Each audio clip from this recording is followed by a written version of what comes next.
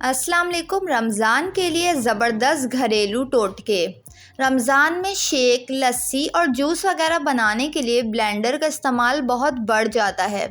ऐसे में बार बार इसकी सफाई करना ख़ासा मुश्किल लगता है, क्योंकि रमज़ान में वक्त का ख़ास ख्याल रखना पड़ता है। ऐसे में अगर ब्लेंडर में कोई भी चीज़ ब्लेंड करने के बाद इस चीज़ को निकाल लें, इसके बाद इसी जग में थोड़ा सा पानी और वॉशिंग लिक्विड डालकर चंद सेकंड के लिए दोबारा ब्लेंडर चला दें तो जग साफ़ हो जाएगा।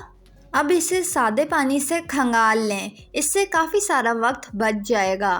पकोड़ों को अंदर से नरम बनाने के लिए इसके आमेज़े में 2 चाय के चम्मच गरम तेल डाल दें। पकोड़े बिल्कुल नरम बनेंगे।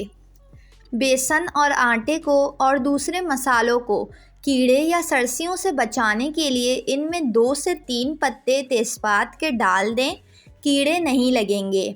सेब, खीरे, आड़ू के छिलके ज़ाया मत करें। इन्हें ताज़ा धनिए, हरी मिर्चों, अदरक, नारियल और चीनी के साथ मिलाकर पीसने से लजीज और ग़िज़ाइयत से भरपूर चटनी बनती है।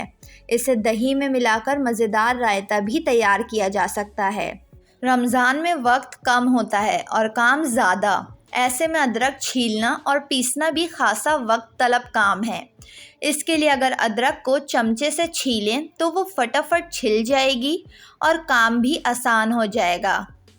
पुलाव या बिरयानी बनानी है तो किसी भी काम के लिए प्याज के लच्छे फ्राई करने हैं, तो प्याज फ्राई करते वक्त इसमें ज़रा सी चीनी छिड़क दें।